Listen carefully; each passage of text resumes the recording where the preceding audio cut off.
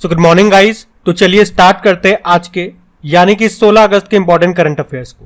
तो इस प्रश्न में आपसे पूछ रहे हैं, हाल ही में पाकिस्तान के कार्यवाहक प्रधानमंत्री के रूप में अभी किसे चुना गया? तो आंसर होगा अनवारुल हक करार को। अब आप कहेंगे कि पाकिस्तान के तो प्रधानमंत्री शहबाज शरीफ है, उनको क्या हुआ? एक्चुअली में हुआ क्या, अभी शहबाज शरीफ ने राष्ट्रपति आरिफ अलवी से नेशनल असेंबली को भंग करने की सिफारिश की और पाकिस्तान के राष्ट्रपति ने उनकी सलाह पर नेशनल असेंबली को भंग कर दिया।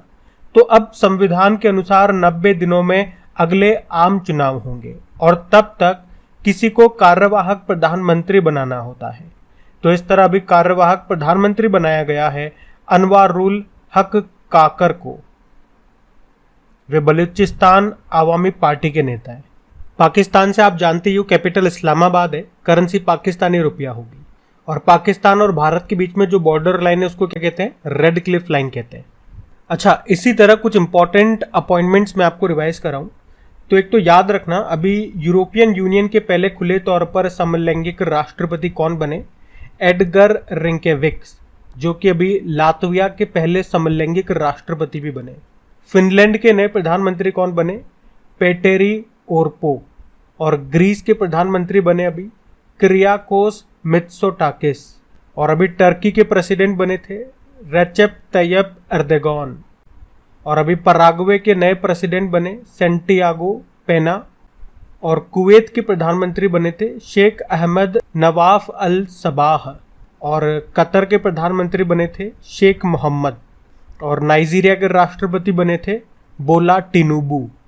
तो ये सारे नाम आपने पढ़ रखे हैं, मैंने आपको सिर्फ रिवाइज करवाया है, ध्यान रखना इनको। बढ़ते हैं आगे। चलिए फिर बताइए, अभी हाल ही में एनसीईआरटी ने पाठ्य पुस्तक संशोधन हेतु किसकी अध्यक्षता में 19 सदस्यीय पैनल का गठन किया? तो आंसर होगा महेश चंद्र पंत। तो अभी एनसीईआरटी ने अपने सिलेबस में संशोधन करने के लिए 19 मेंबर पैनल का निर्माण किया है, जिसका अध्यक्ष बनाया गया है महेश चंद्र पंत को। और इसके अलावा जो बाकी ऑप्शन में नाम दिख रहे हैं आपको, मंजुल भार्गव, सुधा मूर्ति, विवेक देबरॉय, ये तो इस पैनल में मेंबर हैं, जबकि अध्यक्ष ये हैं महेश चंद्र पंत। तो इसमें क्या होगा, इसमें क्लास 3 से लेकर 12वीं तक की बुक्स में अमेंडमेंट यानी कि संशोधन के लिए इस 19 मेंबर पैनल का गठन किया गया है एनसीईआरटी के द्वारा। और ये जो नया सिलेबस है ये किस आधार पर तैयार होगा? तो न्यू एजुकेशन पॉलिसी 2020 के आधार पर। आपको याद है न्यू एजुकेशन पॉलिसी, इससे 2-3 प्रश्न बनते हैं आपके करंट अफेयर्स में। एक तो इस एजुकेशन पॉलिसी, नई एजुकेशन पॉलिसी, इसे किस समिति की सिफारिश पे लाया गया था? एक तो यही प्रश्न हो गया, तो कस्तूरी रंगन समिति आंसर होगा। और प्रश्न पूछे कि अभी न्यू एजुकेशन पॉलिसी को लागू करने वाला पहला राज्य कौन सा है? ये मैं आपको कई बार बता चुका हूँ। चलो इस प्रश्न का उत्तर आप ही लोग दोगे और इसी से जुड़े हुए 2 प्रश्न का उत्तर मैं आपको दूंगा। जैसे कि प्री प्राइमरी लेवल पर न्यू एजुकेशन पॉलिसी को लागू करने वाला पहला राज्य, तो आंसर होगा उत्तराखंड। और हायर एजुकेशन में न्यू एजुकेशन पॉलिसी को लागू करने वाला राज्य यह है गोवा। वैसे एनसीईआरटी की बात करें, फुल फॉर्म पता है? एनसीईआरटी की बुक्स तो सबने पढ़ी है, इसकी फुल फॉर्म पता है आपको? तो आंसर होगा national council of educational research and training. स्थापना होती है 1961 में और वर्तमान में डायरेक्टर कौन है? डॉक्टर दिनेश प्रसाद सकलानी। तो ये नाम ध्यान रखना। बढ़ते हैं आगे। फिर बताइए, अभी इसरो के द्वारा लॉन्च किया जाने वाला आदित्य L1 मिशन का संबंध किससे है? तो आंसर होगा सूर्य से।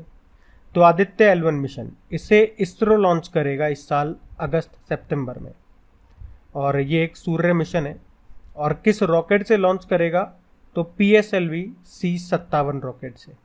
देखो आदित्य L1 में इस L1 का मतलब होता है लैग्रेंज पॉइंट, और ये L1 पॉइंट बात करें अगर पृथ्वी से कितना दूर है तो 1.5 मिलियन किलोमीटर दूरी पर है ये। तो यहाँ पर ये जाकर के सूर्य से संबंधित जानकारियाँ इकट्ठा करेगा। और यहीं पर क्यों?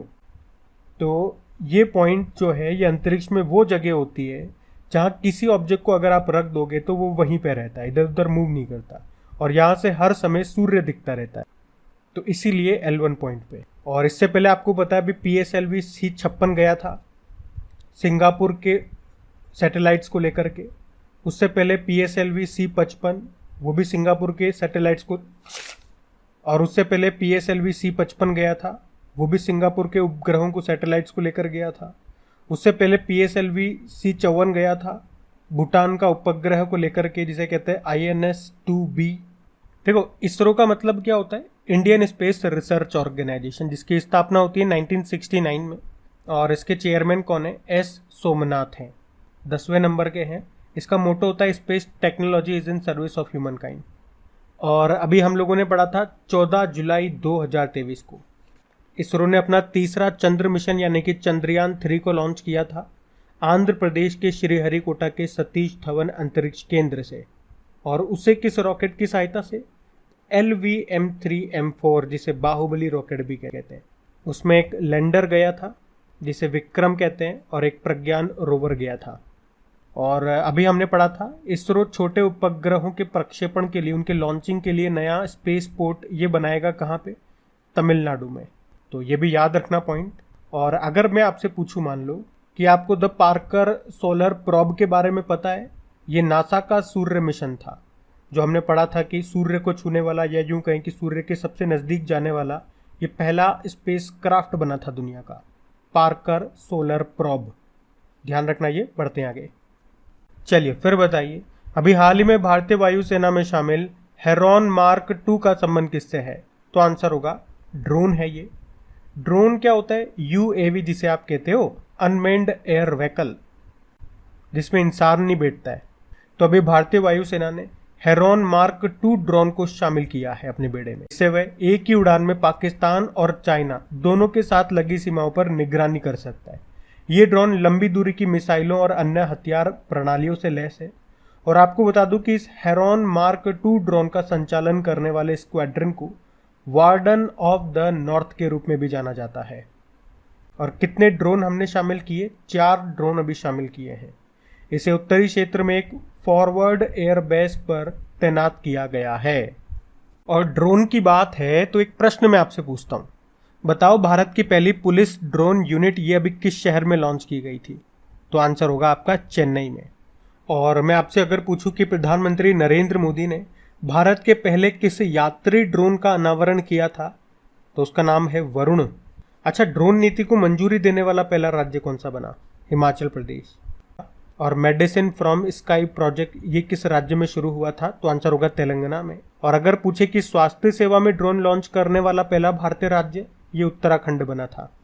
अच्छा, नागरिक हवाई क्षेत्र में ड्रोन को अनुमति देने वाला पहला देश कौन सा बना था? इजराइल बना था। और देश का पहला ड्रोन स्कूल कहाँ पे खोला गया? ग्वालियर, मध्य प्रदेश में। और मध्य प्रदेश के ग्वालियर में ही प्रदेश के पहले ड्रोन मेले का आयोजन भी हुआ था। चलो ये बताओ, भारत की पहली ड्रोन फॉरेंसिक लैब कहाँ पे स्थापित की गई? तो आंसर होगा केरल में। तो ड्रोन से संबंधित ये करंट अफेयर्स के पॉइंट्स मैंने आपको साथ के साथ रिवाइज कराए।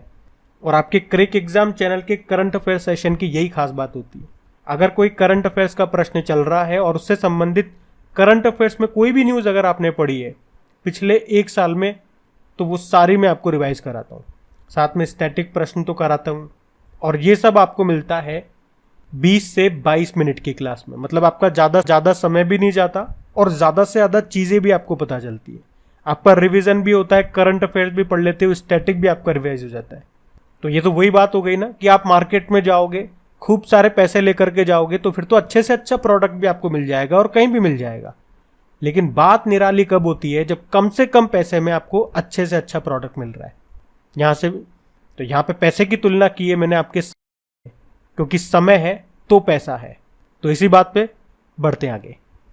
फिर बताइए, अभी हाल ही में नवीनतम गणना के अनुसार सबसे अधिक हाथी जनसंख्या वाला राज्य कौन सा है? तो आंसर होगा कर्नाटक। आपको याद है अभी 12 अगस्त को आपने वर्ल्ड एलिफेंट डे मनाया था, और अभी उसी अवसर पर नई गणना आई है, उसके अनुसार सर्वाधिक हाथी ये कहाँ पर हैं? तो आंसर होगा कर्नाटक में।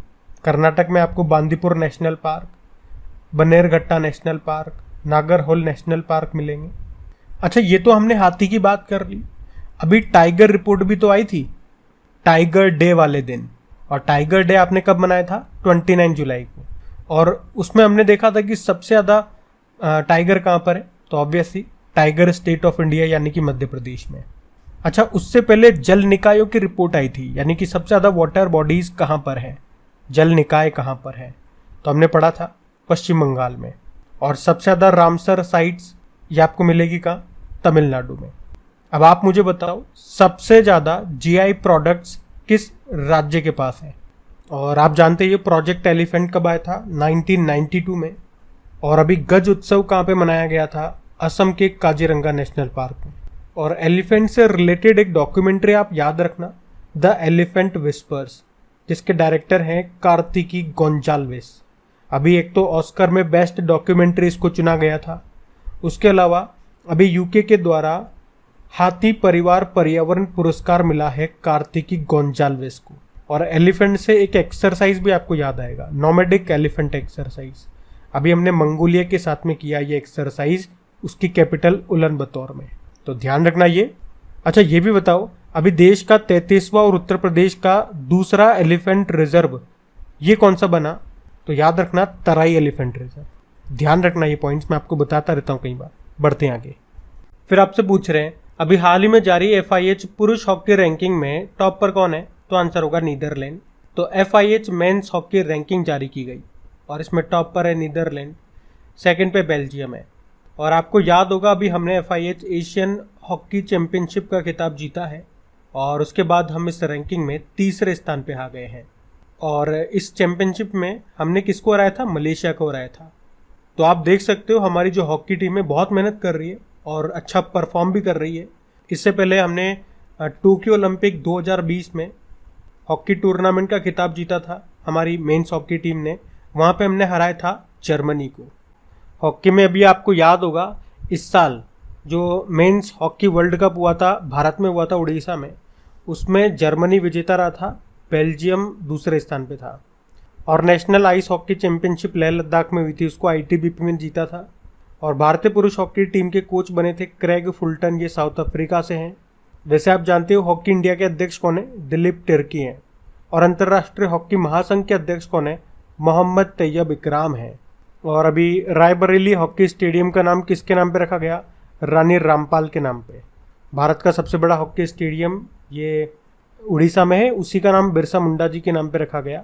हॉकी से संबंधित कुछ कप एंड ट्रॉफीज की बात करें तो अजलान शाह कप हो गया, आगा खां कप हो गया, नेहरू कप हो गया, ध्यानचंद कप हो गया, रंगास्वामी कप हो गया, सिंधिया कप हो गया और रणजीत सिंह कप।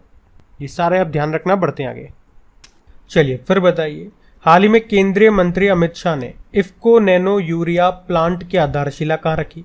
तो आंसर होगा गुजरात के गांधीधाम में। तो अभी गुजरात के कच्छ के गांधीधाम में हमारे जो केंद्रीय गृह मंत्री अमित शाह, उन्होंने इफ्को नैनो यूरिया प्लांट की आधारशिला रखी है। तो ये प्लांट उर्वरकों के आयात को कम करने और भारत को उर्वरकों के क्षेत्र में आत्मनिर्भर बनाने में महत्वपूर्ण भूमिका निभाएगा। वैसे आपसे अगर प्रश्न यूं पूछा जाए ना कि दुनिया का पहला लिक्विड नैनो यूरिया प्लांट कहाँ पे स्थापित किया गया था, तो आपका आंसर होगा गुजरात के कल्लोल में। कहाँ पे? गुजरात के कल्लोल में। यूरिया की बात करें तो ये एक रासायनिक नाइट्रोजन है जो कृत्रिम रूप से नाइट्रोजन प्रदान करता है पौधों को, और ये पौधों के लिए आपको पता ही है आवश्यक पोषक तत्व है। इफ्को की भी बात हुई है यहाँ पे। अच्छा आप मुझे कमेंट करके बताओ यूरिया में कौन सा एसिड होता है? मैं आपको ऑप्शन देता हूँ। फॉर्मिक एसिड होता है, बेंजोइक एसिड होता है, एसिटिक एसिड होता है, या इनमें से कोई नहीं। बाकी इफ्को की बात करें तो इंडियन फार्मर फर्टिलाइजर कोऑपरेटिव इसकी फुल फॉर्म हो गई। स्थापना होती 1967 में, नई दिल्ली में मुख्यालय है और अध्यक्ष कौन है? दिलीप संघानी है। तो ध्यान रखना ये। बढ़ते हैं आगे। चलिए फिर बताइए, हाल ही में उत्तर प्रदेश सरकार ये कहाँ पर भारत का सबसे बड़ा IT हब बनाएगी? तो आंसर होगा लखनऊ में। तो अभी उत्तर प्रदेश सरकार ने कहा है कि वो लखनऊ में 40 एकड़ भूमि पर एक IT हब बनाएगी जो इस देश का सबसे बड़ा IT हब होगा। अब उत्तर प्रदेश सरकार ने कहा तो ये रहा मैप में यूपी। देखो इसकी कैपिटल लखनऊ ही है और लखनऊ किस नदी के किनारे स्थित है? तो गोमती नदी के किनारे। भारत की पहली पैरा बैडमिंटन अकादमी खोली गई थी लखनऊ में ही, और ब्रह्मोस विनिर्माण केंद्र बना है लखनऊ में। और हमारे जो रक्षा मंत्री हैं राजनाथ सिंह, उनका निर्वाचन क्षेत्र भी है Lucknow.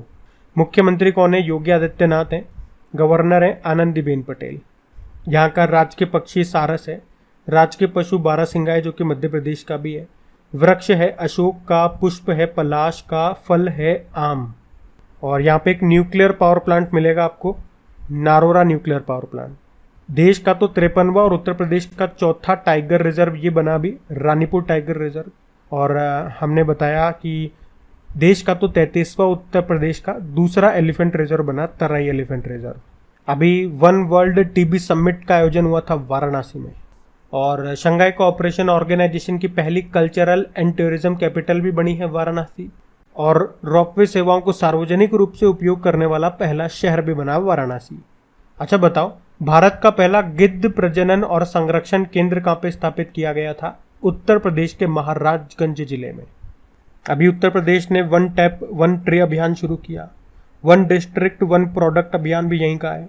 One family one identity भी यहीं की है। और अभी यहाँ पे मुख्यमंत्री खेत सुरक्षा योजना भी शुरू हुई थी। और विश्व का सबसे बड़ा अंतर्राष्ट्रीय मंदिर सम्मेलन और एक्सपो का आयोजन होगा वाराणसी में। तो ये पॉइंट्स ध्यान रखना, आप बढ़ते आगे। फिर बताइए, वर्ष 2023 में कौन सा स्वतंत्रता दिवस मनाया गया? तो आंसर होगा 77वां।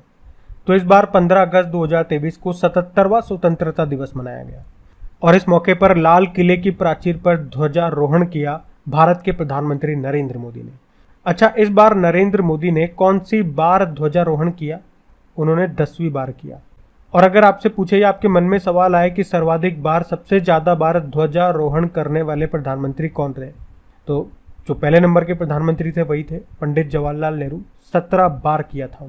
उसके बाद इंदिरा गांधी हैं, उसके बाद मनमोहन सिंह थे, लेकिन अभी नरेंद्र मोदी भी उनके बराबर आ गए, 10 बार कर चुके हैं।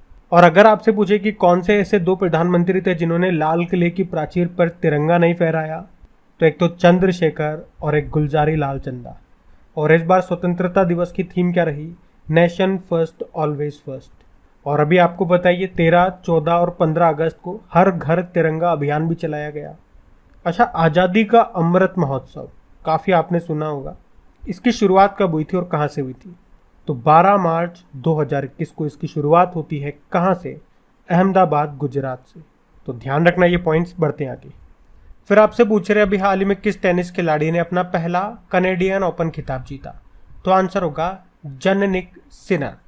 जैनिक सिनर ये इटली के टेनिस प्लेयर हैं और अभी इन्होंने कैनेडियन ओपन में अपना पहला एटीपी मास्टर्स 1000 खिताब जीत लिया है। इन्होंने इसमें किसे हराया? एलेक्स डी मिनोर को हराया, जो कि ऑस्ट्रेलिया के टेनिस प्लेयर हैं।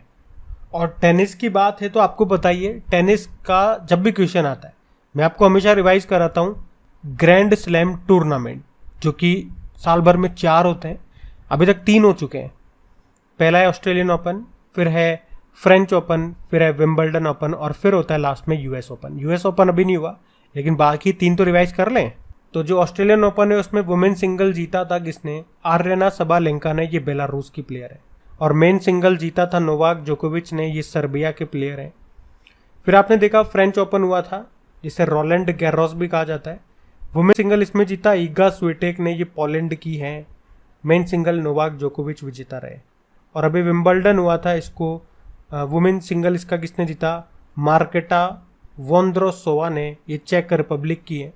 और मेन सिंगल जीता कार्लोस अल्काराज ने, ये स्पेन के टेनिस प्लेयर हैं। और स्टैटिक भी बनता है कि कौन सा ग्रैंड स्लैम किस कोर्ट पे खेला जाता है। बड़ा आसान है, पहला और आखिरी वाला याद रख लो, हार्ड कोर्ट पे होता है। फ्रेंच वाला होता है क्ले कोर्ट पे और विंबलडन वाला होता है ग्रास कोर्ट पे। तो अब हम कल के करंट अफेयर्स का आपको क्विक रिवीजन करवाएंगे। तो पहला प्रश्न आपसे पूछा था, देश का पहला डाकघर का खिताब किसे मिला? ये जम्मू कश्मीर का एक जिला है कुपवाड़ा, उसे, यहाँ पर है ये। फिर आपसे पूछा अभी विभाजन विभीषिका स्मृति दिवस मनाया 14 अगस्त को। फिर आपसे पूछा अभी वर्ल्ड हेल्थ ऑर्गेनाइजेशन ने पारंपरिक औषधि वैश्विक शिखर सम्मेलन का आयोजन ये कहाँ पे किया या करेगी? तो आंसर होगा गांधीनगर, गुजरात में। फिर आपसे पूछा राष्ट्रपति द्रौपदी मुर्मू ने प्रोजेक्ट 70 ने फ्रिगेट का 6ठा पोत लॉन्च किया, उसका नाम बताओ? विंध्यगिरी। फिर आपसे पूछा नेहरू ट्रॉफी का आयोजन ये कहाँ पे किया गया? तो केरल में। फिर आपसे पूछा जमीनी स्तर से 120 मीटर ऊपर पवन ऊर्जा क्षमता के मामले में देश का शीर्ष राज्य? तो 120 मीटर की पूछ रहे हैं, 150 की नहीं पूछ रहे, तो इसका आंसर क्या होगा? गुजरात। फिर आपसे पूछा इकोनॉमिस्ट इंटेलिजेंस यूनिट की रैंकिंग के अनुसार दुनिया का सबसे रहने योग्य शहर कौन सा बना? तो आंसर होगा ऑस्ट्रिया की कैपिटल वियना। फिर पूछा अभी खेलो इंडिया जूनियर महिला हॉकी लीग का 3रा संस्करण कहाँ शुरू हुआ? नई दिल्ली में। फिर आपसे पूछा प्रधानमंत्री नरेंद्र मोदी ने संत रविदास मंदिर की आधारशिला कहाँ रखी? मध्य प्रदेश। और आखिरी प्रश्न पूछा वर्ल्ड ऑर्गन डे कब मनाया? 13 अगस्त को। और गाइस सेशन पसंद आया तो इसे लाइक ज़रूर कर देना अभी तक नहीं करा तो, और अपने दोस्तों के साथ में आप इसे शेयर ज़रूर करना। मतलब जो आपका स्टडी ग्रुप होता है, चाहे व्हाट्सएप पे हो गया, टेलीग्राम पे हो गया, इंस्टाग्राम पे हो गया या फेसबुक, तो प्लीज़ शेयर ज़रूर कर देना एक बार वीडियो के लिंक को। इतनी सी मेरी आपसे रिक्वेस्ट है। बाकी आपके लिए क्विज़ बना करके आपकी प्रैक्टिस के लिए मैं तैयार करूँगा इसकी क्विज़ आपकी क्रिक एग्जाम एप्लीकेशन पे, तो वहाँ जा करके प्रैक्टिस करना आप। PDF आपको वहाँ मिल जाएगी। क्रिक एग्जाम एप्लीकेशन का लिंक नीचे डिस्क्रिप्शन बॉक्स में है। अब होमवर्क प्रश्न देखते हैं और सेशन एंड करते हैं।